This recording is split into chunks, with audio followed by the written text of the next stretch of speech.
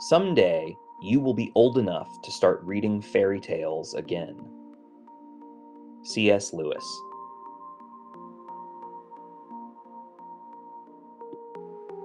The Dragon Pod from Bending Not Breaking. Book 6.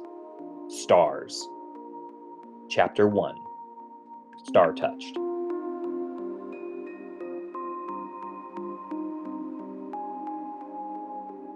Welcome back to our first episode of Season 6, covering the Dragon Prince and the Mystery of Aaravos. This is the Dragon Pod.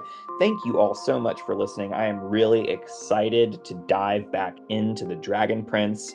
It feels like it's been a while, and now I'm just excited to be back in this universe and talking about this show because it is amazing. I had my jaw dropped multiple times throughout this season. So I was really excited to start coordinating with all of our guests. And today we are very lucky to have an incredible guest. And so I had the pleasure of introducing, or should I say, reintroducing Villads Spangsberg. And he is back on the pod, award-winning Danish director, and he is joining us today from Denmark, which is a big deal. He is a producer and best known for his work with our favorite Emmy-winning Netflix original, The Dragon Prince. And he has directed multiple media over the past 15 years and is well known and feared for his passionate hands-on approach and multidisciplinary skill set. Vilas, welcome back to the Dragon Pod. How are you today? Thank you so much. Thank you so much. Oh, it's great to be back. I had a blast last time.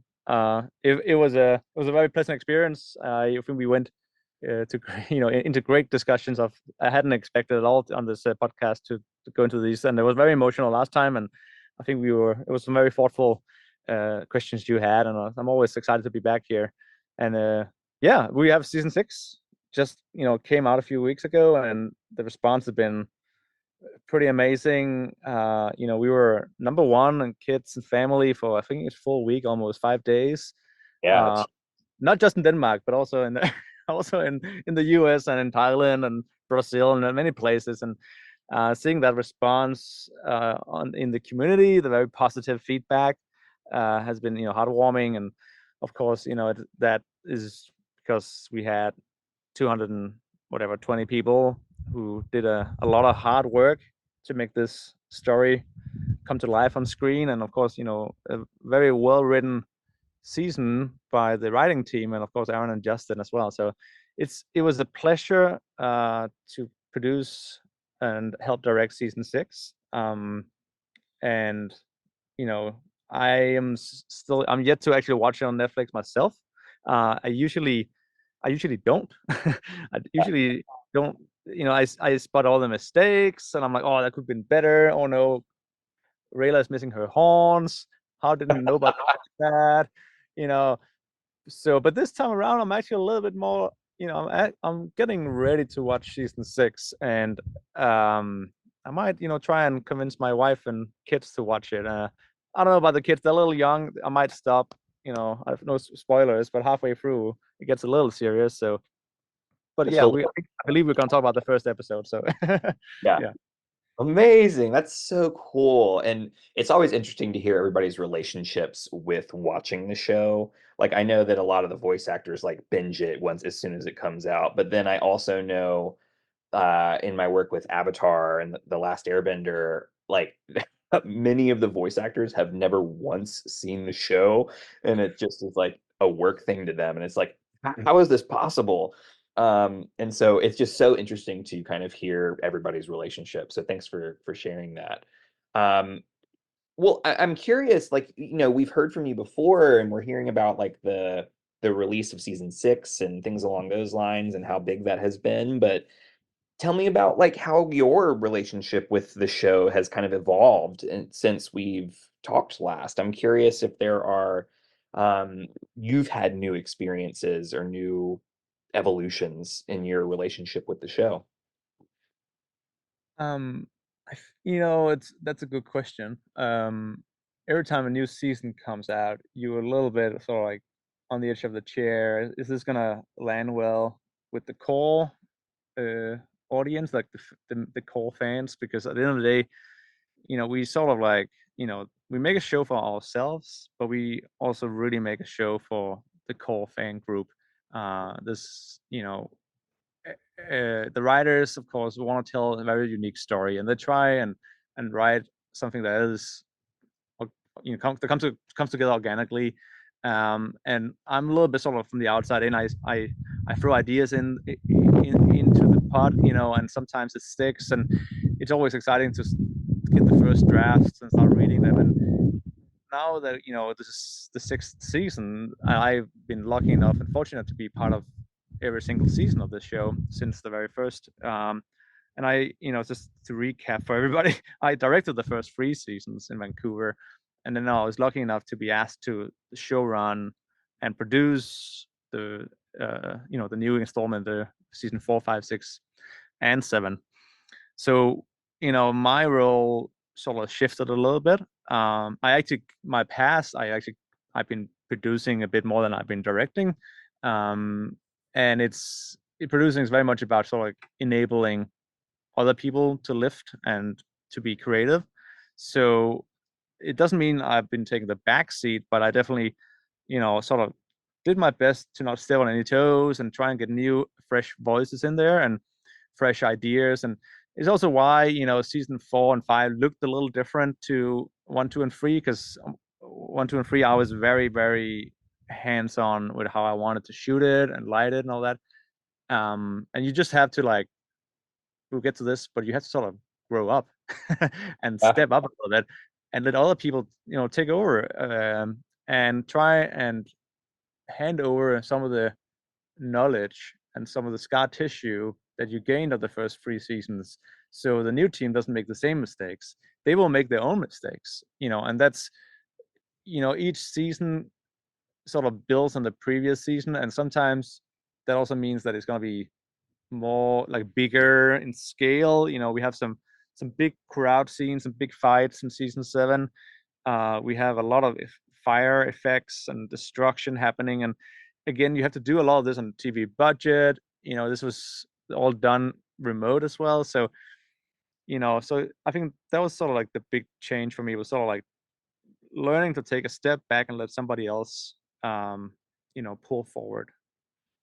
That's so big, and, you created the perfect segue, so I'm gonna take it. Like, you talked about how you have had to kind of grow up, right? Of how this has given you this sense of, like, release almost, and Mm. letting a little bit of letting go, but also, like, learning and developing your own skills in a different way, and kind of watching people take the mantle, and that's a Yeah. really thing. And one of the lens you chose for today kinda has been,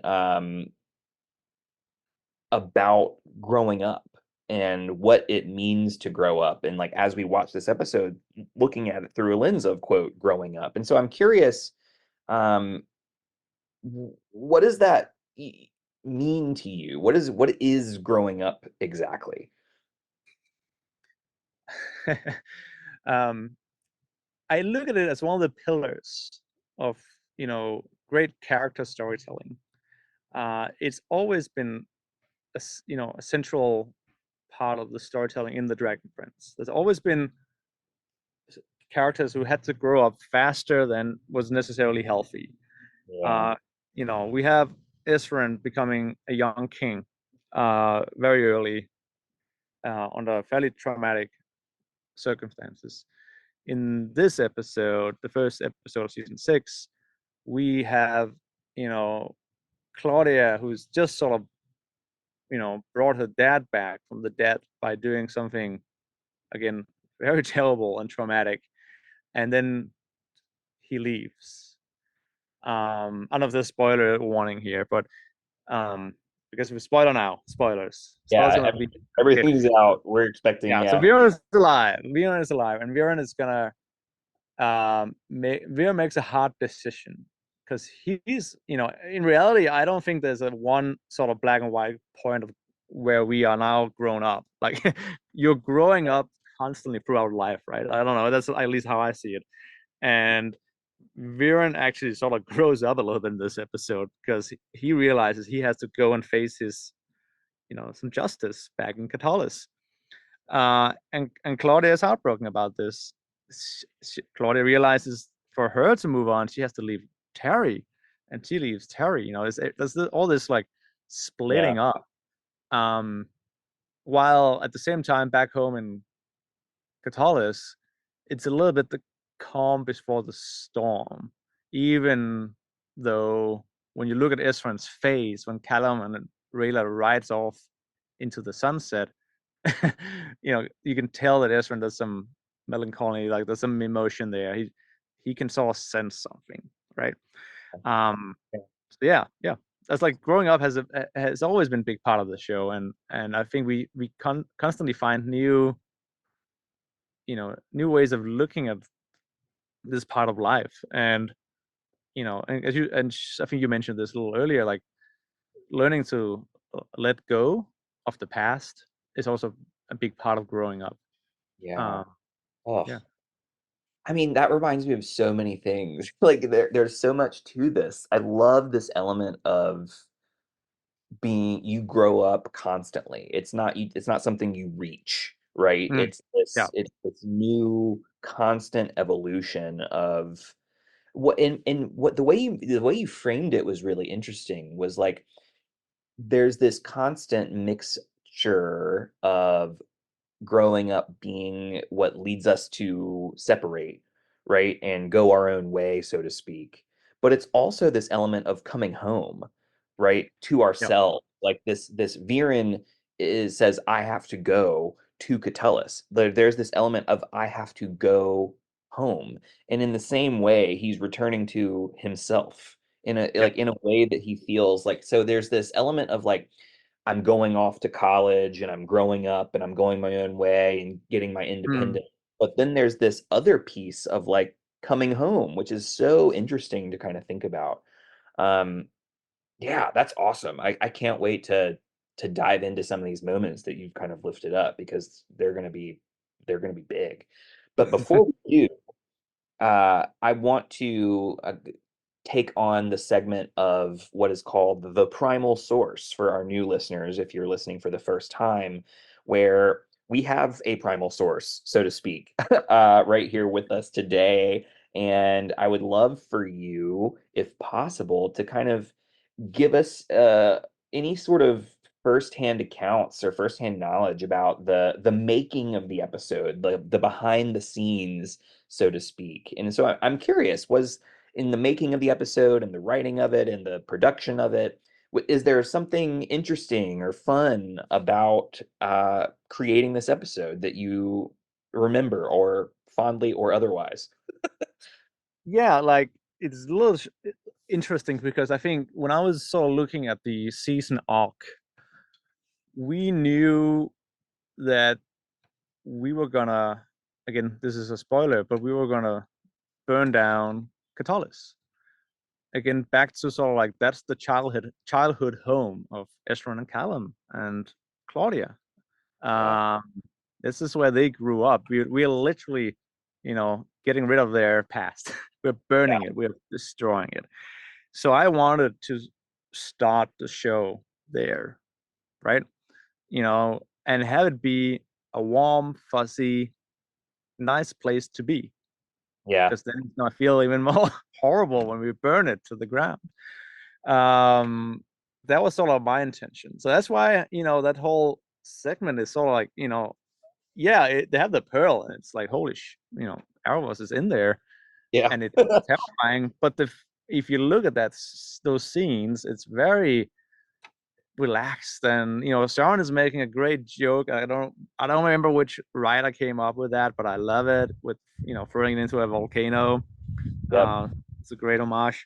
And Opelli being blindfolded and all that. Again, the actors did a great. Jesse did a hilarious job with the knocking on the door and all that. I think he did ad-libbed quite a bit of that.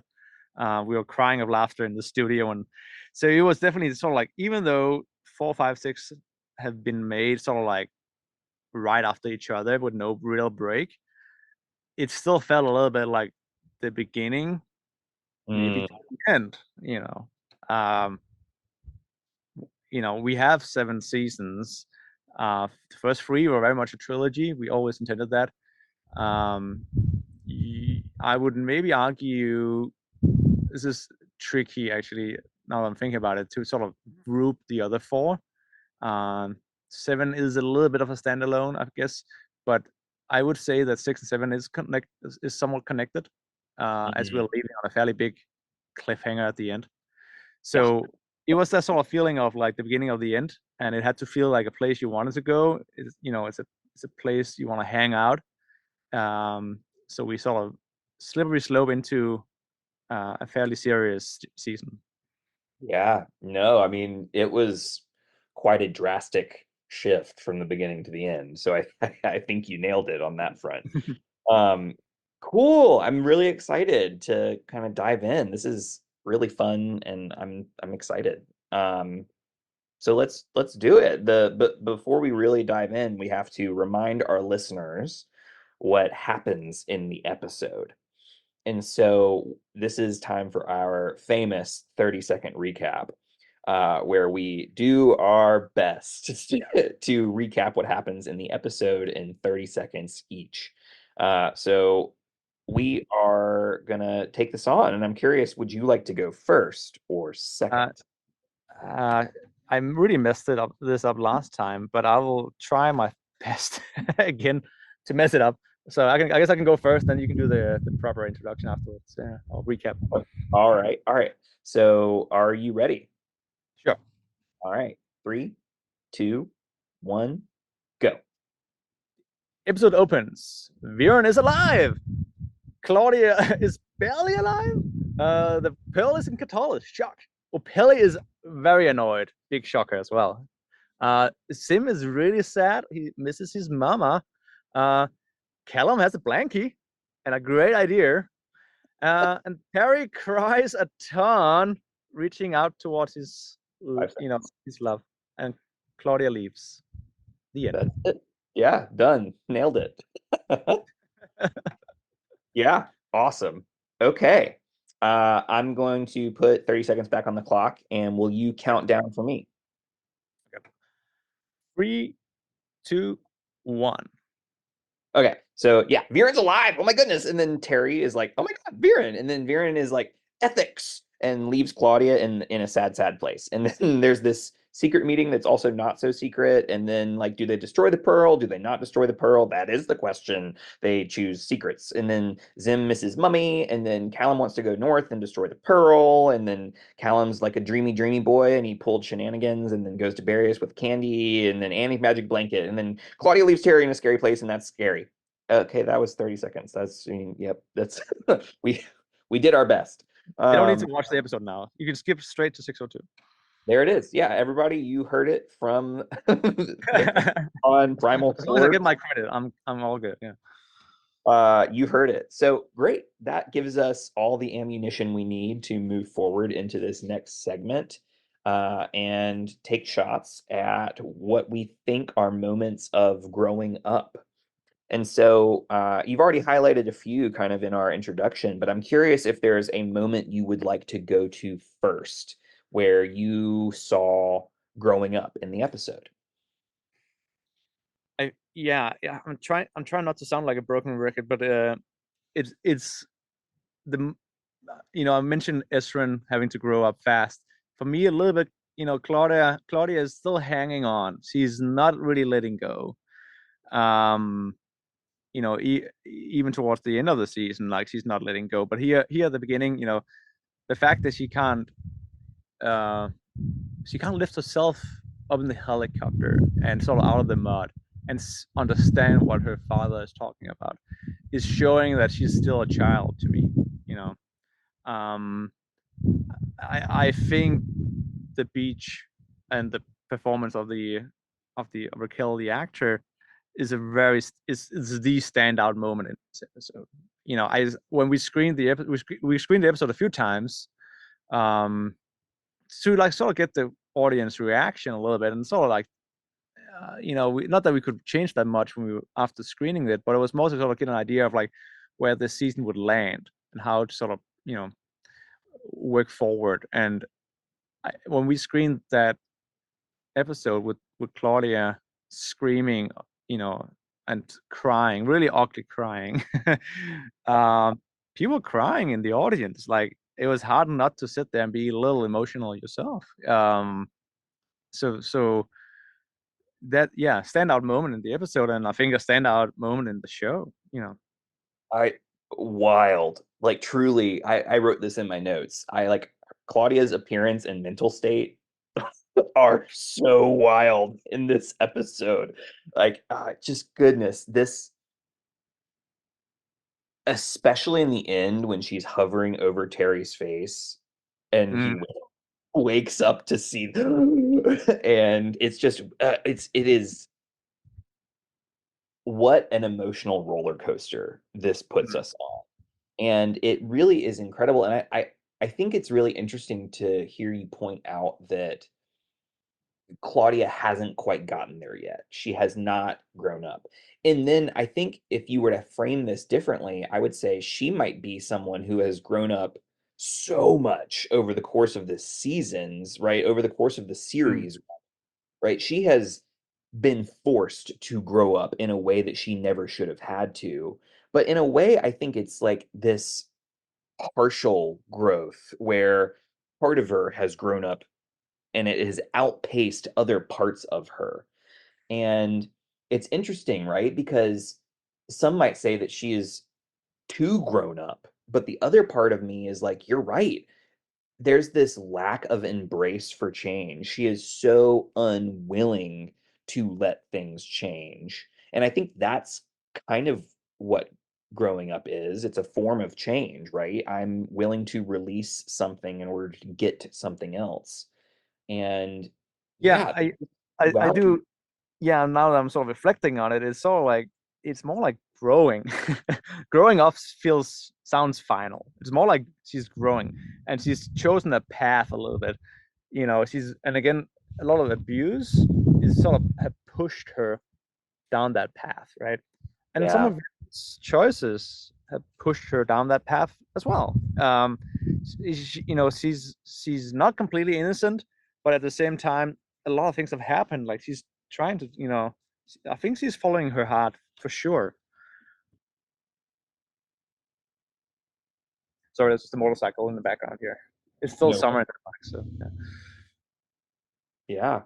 It's wild. I think it's super interesting to think about Claudia as just a little case study on what growing up can look like in terms of I think it's always interesting when we are thinking in absolutes and it's this more than anything shows us that growing up is in pieces and that rather are like we ourselves human beings are very complex, right? That we have pieces of us that can grow and pieces of us that can feel stunted. And I think that's something that we often forget. We think of like people holistically, and I think that we might be more empathetic towards one another if we were to realize that we're more complex than that, it seems. Oh, 100%. I think, again, back to the sort of like the trauma, like she had her mother leave her at a very early age. Yeah. And I think she got overly attached to her father because of that sort of loss of a parent. Um, and, so she has a little bit of a daddy issue because you see that later in the season, the second Viren is gone, she, pretty quickly, picks a new daddy a little bit. Yeah. And like I'm sure people will disagree a little bit, but at least when I was sort of like looking at the scripts and helping with the thoughts and the direction, I felt when we took that sort of turn, I guess in 6 or 9, I guess, and I'm trying to remember which episode, um, when she finds the pearl in Catalis. I know you're gonna probably talk to somebody else about that episode, but I sort of wanted to feel uh pretty terrible. Yeah. She's she's just lost her only parent, um, that we know of, and right away at the most, when she's the most down and she's the most, sad, and Aaravos just he slides right in. So Yep. anyway, so I think again a little bit back to like same idea with the castle.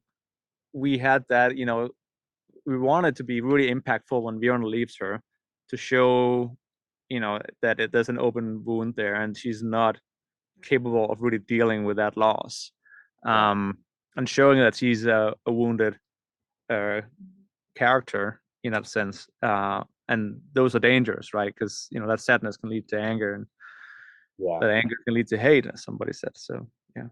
Yeah, well, and it's so tragic because it's adding, like, in a way, it's adding insult to injury, right? Because she's literally injured. She just had her leg like cut Mm, off. yeah. Uh and she is limping. She is like dragging herself on this beach because she is disabled in a new way.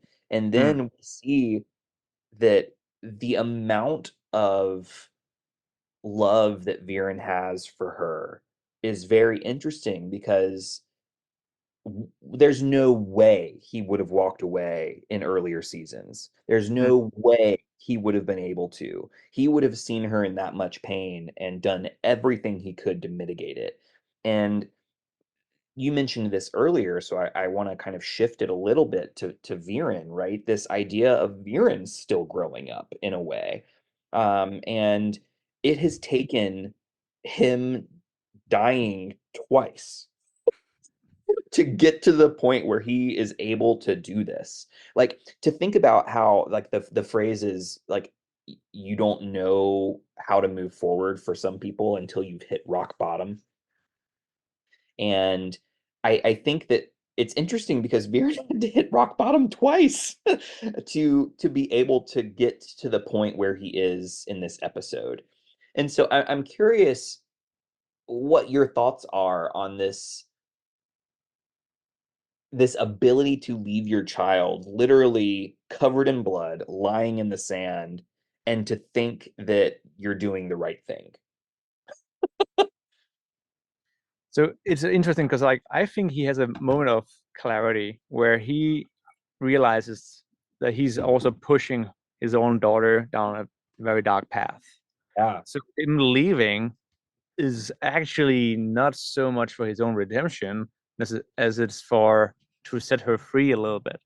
I think it's, and that must be insanely hard. And I don't see many parents come to this conclusion, because hopefully you're there to help your offspring, to Mhm. not make the same mistakes as you made. Well, I think he sort of realizes that he's really, he's screwed up quite a bit here, and she's almost better off on her own because he has to go and find his true. Like, I could be wrong, but that's a little bit how maybe I'm seeing it.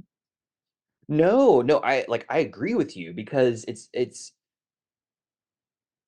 so fascinating to think about because one of the stories I turn to often is you know eh, when people make mistakes, especially with children, right? Like, let's say a child makes a mistake and they are eating cereal and they spill milk all over the ground. Most of the time the parent is going to be like, "Oh honey, it's okay, we spill things, all the time," and the kid will feel good about it. But if that same parent is making brownies later and spills brownie batter on the ground, and then they respond by saying, "Oh, I'm such an idiot, I'm the worst," the kid is also going to see that, and they're going to what's going to land more for that child, the what the parent said about them or what they say to themselves. And what Viren is suggesting in this episode is that what the parent says and does themselves and models matters more than what we tell our kids. And Viren has it has taken 6 seasons and a whole lifetime for him to come to this conclusion, but there are many of us who never come to that conclusion. And I think that what he's saying is that it's gotten to the point where I can no longer teach you with my words. I have to model what it is. And that's so hard. That's difficult. And that, Especially like, when it means that you're gonna be executed when you right. yeah, it, right? yeah. That is so difficult to say, I'm gonna do what I think is right, even when I think it's going to hurt you. Yeah. No, yeah, you're totally right. And it's terrifying because I can imagine so many people like disagreeing here. And it's very interesting to think about. Like, so I don't know, like it just feels like growing up in this instance feels like making really tough choices for not only yourself, but for the people you love and care about. And I don't want to be put in that situation. Yeah, no, that's, again, back to growing up, like, when you, I think that's maybe a good, when you reach that stage where you put other people's well-being, especially your children, before yourself. I guess most parents will do that pretty quickly, but that's a big step. That's a boss level 40 right there. And yeah, and maybe Bjorn hasn't quite done that. Maybe he's been a little too occupied with his job himself. But it's interesting, right? Because Claudia quotes him, right? And says, I'll do anything, however vile, however bad it is, I will do it. And he is very quick to respond by saying, not for your parents. You do that for you, and you do that for the people you care about, not for the people who are supposed to care about you. And I think that's where it clicks for him that he's Mm, been modeling this. yeah, He's been showing her that this is what you do. And that's where I think we often preach things, and this is where I can hear the disagreement in my head already, but I think we often preach things like unconditional love and I'm going to do whatever it takes for my child. But when you say that, you are teaching your child that you have to do whatever it takes. yeah, And that is going to teach them something. And it looks like, in an extreme, albeit example here, what Claudia has been doing, right? Modeling exactly what her dad has shown her. And when in actuality, that's not what he wants for her. He yeah. wants something different.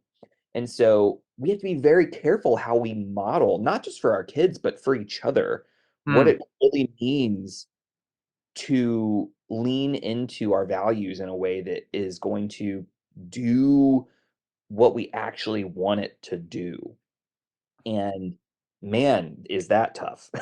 Like, I'm not saying it's easy. I'm just saying it's counterintuitive, right? Because we want to do everything for our kids, for our loved ones. But at the same time, when we do that, sometimes we teach them things that we don't want them to learn. 100%. Yeah, and it's. I think right now, and I think last time we talked, there was a little bit like this in the world, like that's sort of like you. It's good to be a student of history. I strongly believe that. We learn from again prior generations' mistakes and successes, but um and we can sort of like again look at our ancestors and our parents and grandparents and some choices they made, and and again like some parts of the world is a lot of trouble right now, and it's sort of like this generational hate that's sort of taken on by the younger generation, and it's like a never-ending spiral of just very sad traumatic events.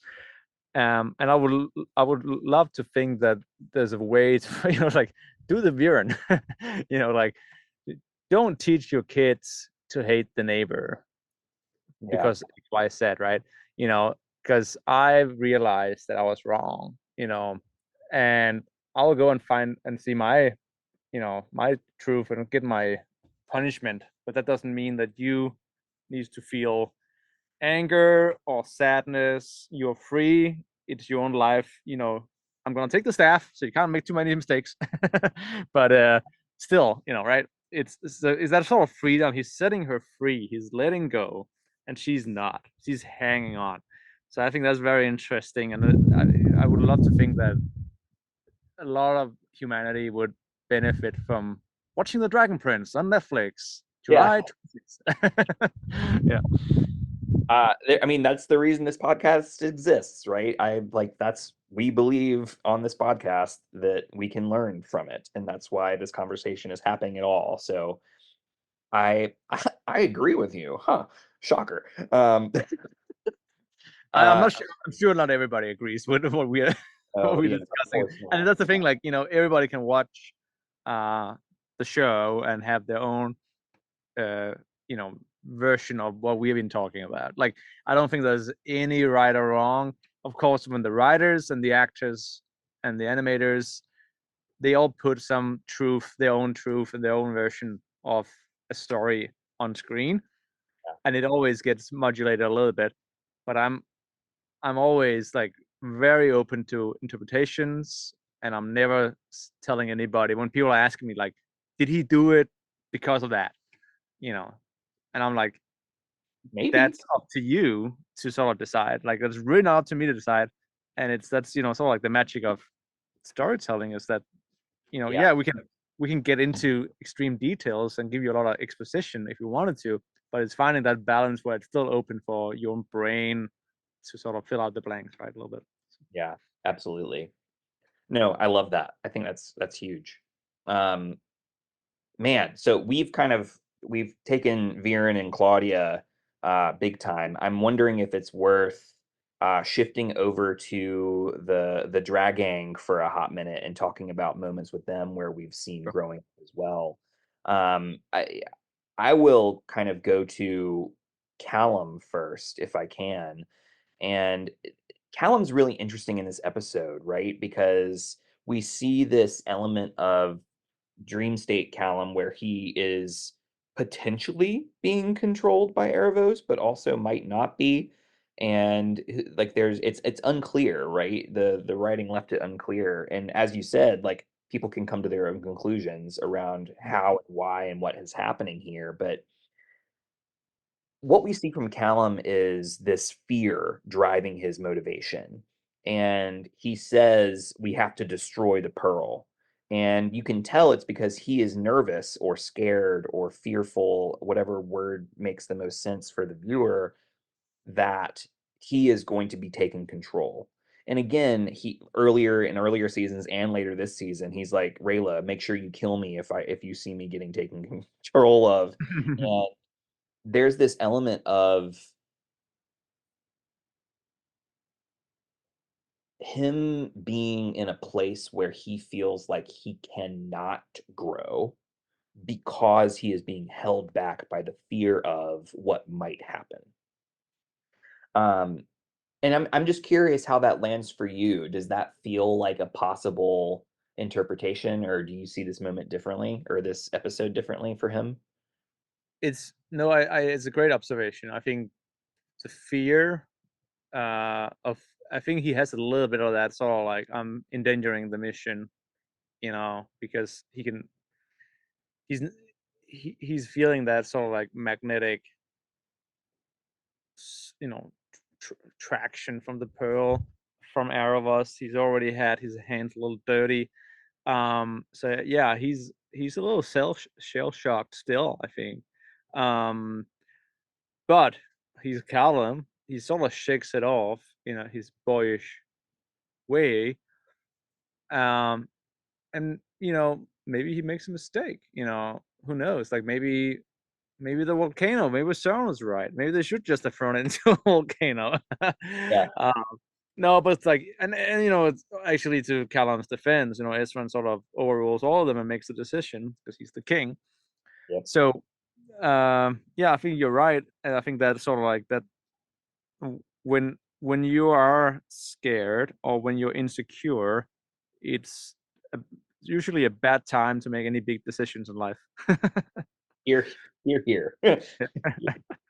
Yeah. Well, and this is I don't know if this speaks to Ezran or if this speaks to like his trust of Callum or the trust of this group, but the fact that like they know that Callum has been, overtaken by Erebos at least once, Hmm. right? They've seen it happen.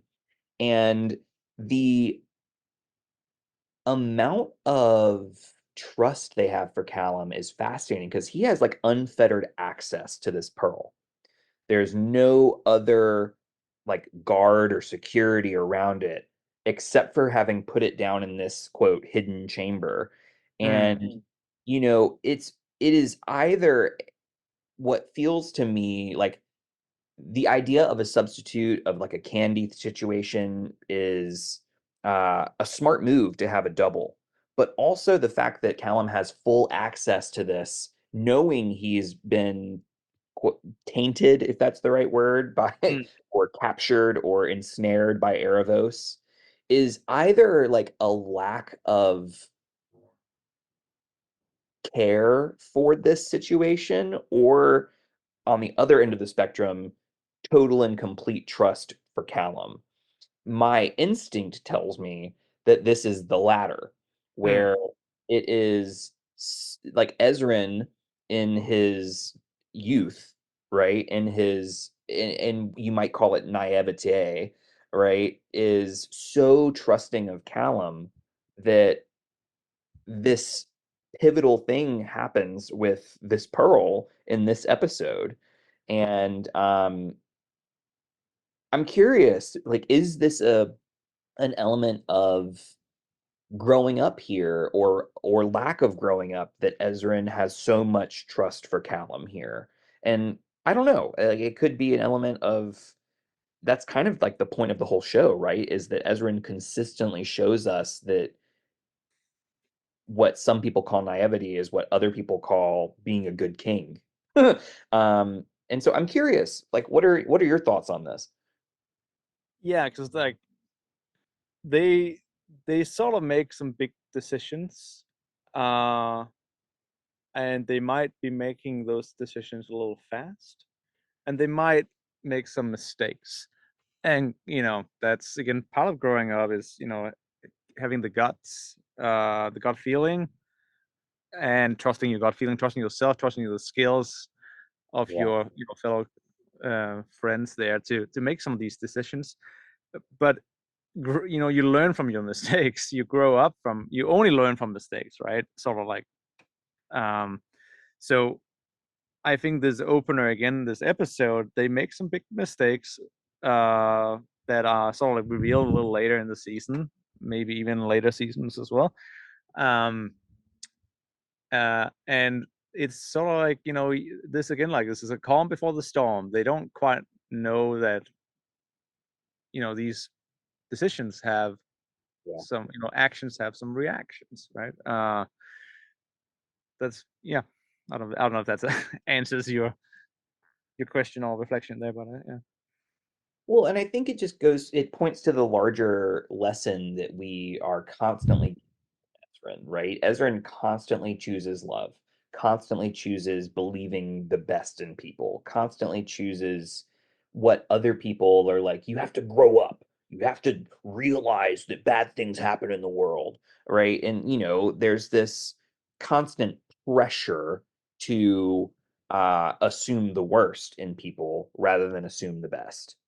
And I think that is often what happens in real life too, where we're saying you have to begin to like realize that it doesn't always smell like roses and there are thorns and you need to see that. And it comes to bite him in the butt later in this season, right? It's not one of Oh, those things where he spends all his time talking to you know Karim uh, about not fighting his sister, yep, while in the meantime Aaravos is pulling the strings, yep.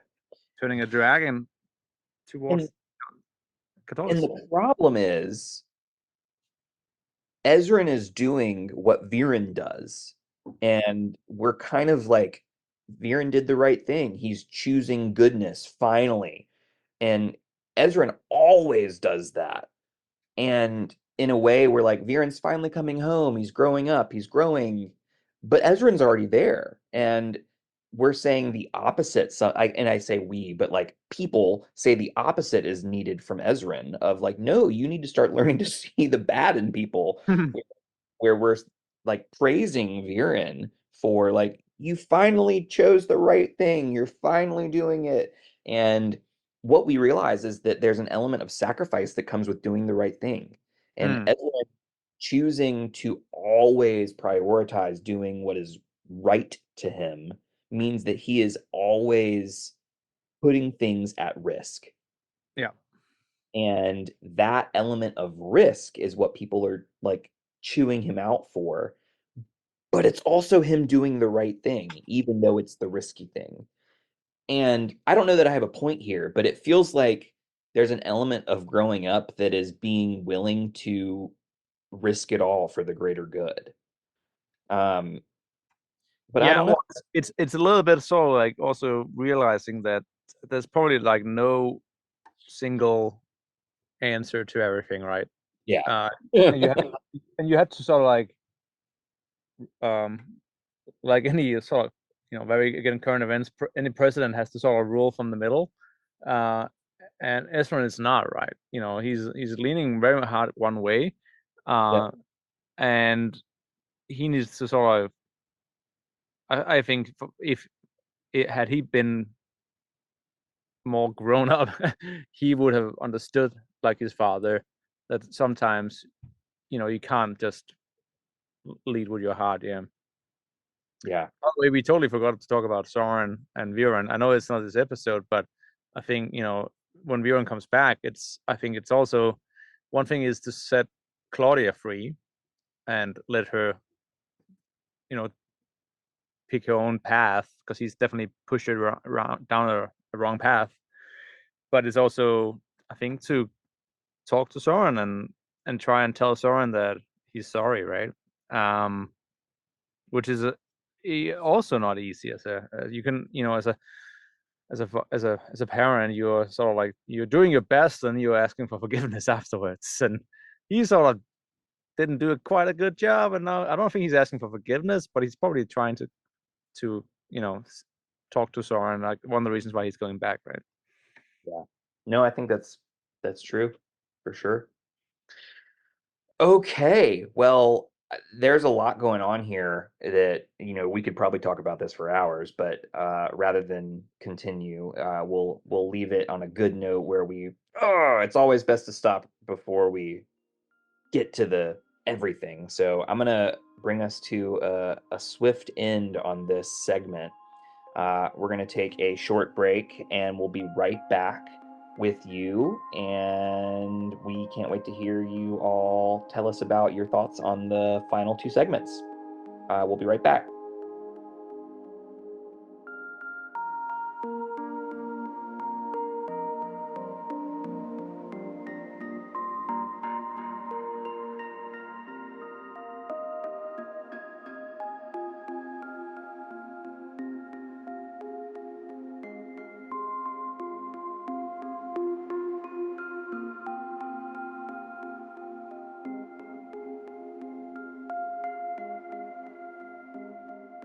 All right, welcome back. Thanks for continuing to listen. We have two final segments for you, and per our last season, we started doing a sacred practice at the ends of our episodes, and we are going to continue that tradition. And we're going to introduce one that we have done on the show, but it was a long time ago.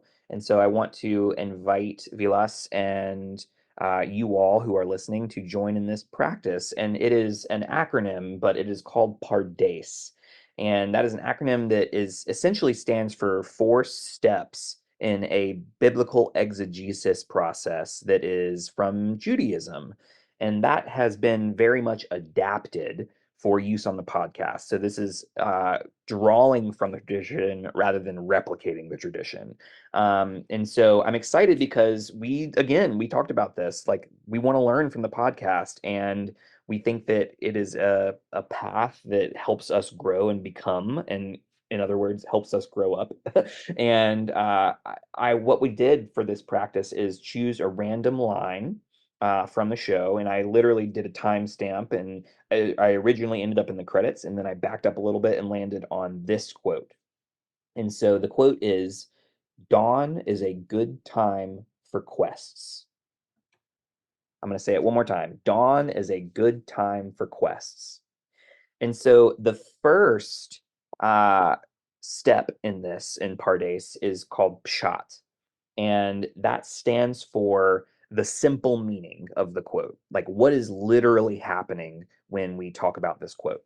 And so I will go ahead and do this one, Vilas, since I know exactly where I pulled it Right. from. And so this is Ezran speaking, and this is at near the end of the episode, about 6 minutes left. And Ezran is looking up into the morning sky and is reflecting on the idea of everybody leaving and says this out loud: Dawn is a good time for quests. It's a good time to begin adventures, and is kind of blessing it by noting how this is an auspicious start for everybody taking their separate journeys. Um, and so that's what's literally happening. And the next step is remez. And so that is translated as, what is the deeper or implied meaning? What is the quote hinting towards? And this is where I'm going to bring you in, Vilas. So uh, as you hear this quote, what is it hinting towards in your brain, or what is the deeper meaning that comes to you when you think about it? Dawn is a good time for quests. So I think the deeper meaning, which we can start with, is that sort of like clear your taste buds. You are ready for the next the next culinary experience, just to stay in Mm, that analogy. But like, it's the blank piece of paper. It's the we have uh now forgotten everything we know, and we're ready to throw ourselves into the deep end a little bit. Like it's that morning freshness. You have all your energy. You have slept really well, or at least you've forgotten about the bad dreams, and you're ready to venture, into the horizon again. Um, but at the same time, it's like, I don't know, I might be jumping, but like the for me, that moment was very sort of like, it's like fresh, right? It's like a little bit of like, you know it's like the sun is just coming up, and maybe it was raining that night, so the water has washed off all the dirt of Catullus castle. So it is literally like sort of like everything's clean and it's ready to get dirty again. yeah, no, I love that. I think that's so per perfect for this kind of description, because like when I think of dawn, I think of like fresh baked bread. I think of Yeah. coffee in the morning. I think of like I'm energized. I'm ready to go. I'm that's what it makes me think of. And so I think that Ezran's like highlighting this, and it also feels like a blessing almost, like, this is a good time to do this. We're gonna be successful. It's like an optimistic um saying as well. To say this out loud is like, I am giving this like all of my good vibes. I can um I can also tell you that when we did the animatic, I specifically asked the editor to use the Fellowship, Lord of the Rings, the Hobbiton or Hobbit theme, that whatever, that one of the main themes of Lord of the Rings, where it's like that's all like, it's just, yeah, exactly. It's sort of like, oh, it's a nice, this is gonna be great, guys. yeah, and then and then you still have again back to kind of like Ezra's final reaction when he sees Callan Rayla ride off on Shadow Paul, is that sort of like sadness. Like he has a feeling at that again, like there might be a while before he sees Callum again. yeah. And again, it's like this. eh, I'm watching my kid go off to the first day of school, right? That happens in the morning too, right? There's Yeah, this element of send off that yeah, comes with this that really yeah. is present in this moment. So that's the second step. We've kind of talked about this deeper meaning, the implied hint that is there. And you again can spend a lot more time on this if you do this in your own practice, but just this is the basics of it. And so we're going to move on to step three, which is drosh. And this is asking of us, what is the in the rabbinical tradition, it is, what is the sermon you would preach on this quote?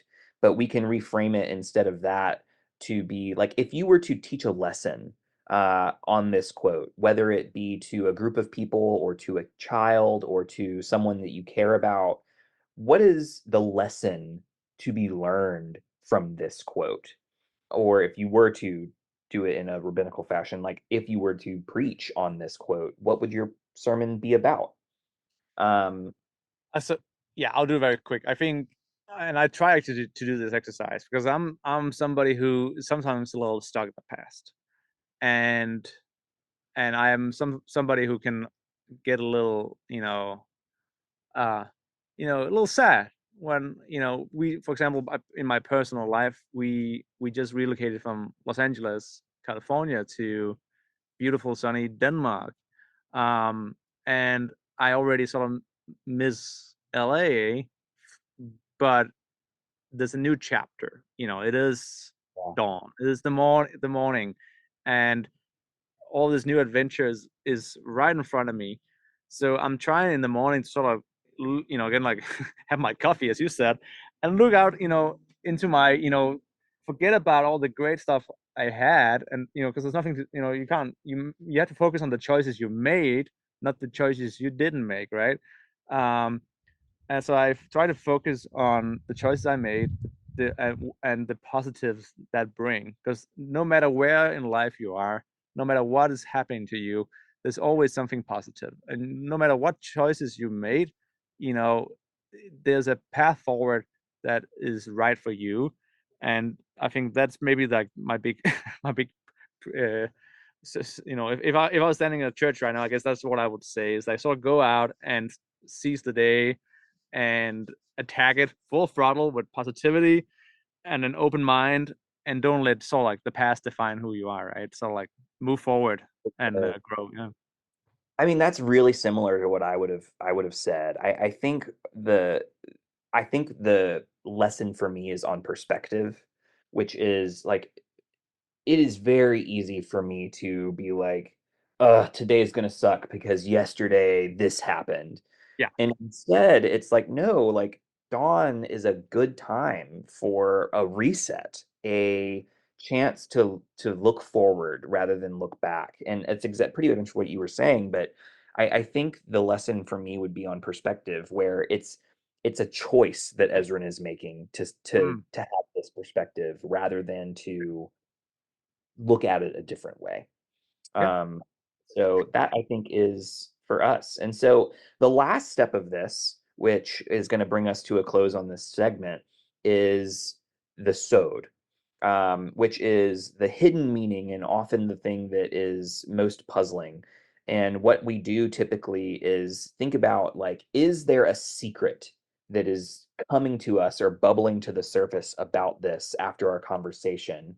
Or is there something that has been dangled loose that may or may not be loosely connected to our conversation about this? And so I'm going to read it one more time. And if something comes to us, great. And if nothing comes to us, that's also fine. Dawn is a good time for quests.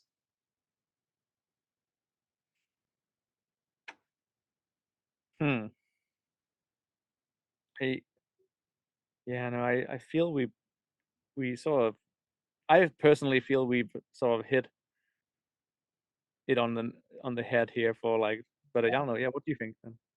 I think the word quests is jumping out at me this time Hmm. around like what it is in our daily lives. Like we are not living in the Dragon Prince universe where there are, dragons and like but there are wars being fought Yeah. and there are Quest. dangerous things happening. And uh Ezrin is again put in a position where he is required to take action, and so are all of the people around him. And I guess what is shaken loose for me is this idea of every day I have the choice to choose doing something for justice and doing something that is good and right. And I think that's what's been shaken loose for me is that I have a new chance every day to do something for the greater good. Um, Yeah, I like that quite a bit. It's funny, like when I think about the word quest, and the way he says it's a little sort of like it's lacking seriousness for oh, what they're doing, yeah, which is sort yeah, of fun. And I think he's also trying to make it's sort of like a lighter moment, and not be too serious, because he gets the gravitas of the situation for sure. So he's trying to be this like lighthouse of positivity as a king, right? As back to what we talked about earlier, and this sort of actually taps into that, but it's also a little childish, It's fair. which sort of hits him in the back of his head a little later. So yeah. Yeah. Amazing. Well, thank you for joining me in that practice. I want to bring us to our final segment, which is gratitude. And gratitude is a great attitude, but it's a better practice. And so this is why we finish our episodes with this. So I want to ask you, like, after our conversation, in light of watching this episode and creating this episode in your case, who is a character from the episode that you are thankful for and why? It's totally Opelli. No, I'm kidding. Soren brings a smile and a joke, um, and heart, and just charm to the show when the show goes dark, when the show gets very serious. Um, I'm not saying that he doesn't have a lot of things in his own life that are very serious, but this episode, Soren is just delightful, and he's a character who balances all this seriousness, um, when it's when it's needed. It's definitely a balance again, also as a creator, not to go overboard, and make sure he's still a believable guy, but he's sort of found himself, which means he can be funny. Like he's not insecure in the room, like maybe Callum is a little insecure because he's a little scared, right? I don't think Stern has that right now when he's with his friends. He's with his sort of quote unquote new family. So yeah, so I'm very grateful. If we didn't have Soren, the show would just be so sad all the time. Yeah, Yeah, no, I love that. And I'm grateful for Soren too. I think if I had to choose, I would pick Rayla. And, we see a lot of development for Callum and Rayla's relationship over the course of this season and what they truly mean to each other. But in this episode in particular, we just see this just overwhelming constant support of Callum. And it's not just of Callum, it's for everyone. But there's just this something that I crave in their relationship and the amount of support that she's willing to give him and the amount of grace that they give each other that I just really appreciate Rayla for. So I'm grateful for Rayla. Woo! Um, that brings us to the end of our episode. Vilas, this has been such a journey. Thank you for being willing to have this conversation. Um, is there are there anything you want to share about plugging something, or if people want to contact you and you want them to find you, how would they do that? Things along those lines. I think everybody should go and play the game, the Dragon Prince game. Like that's it's an incredible experience, and I think one of the first, if not their first, multiplayer game on the Netflix platform, and the team worked really hard on that game for a long time.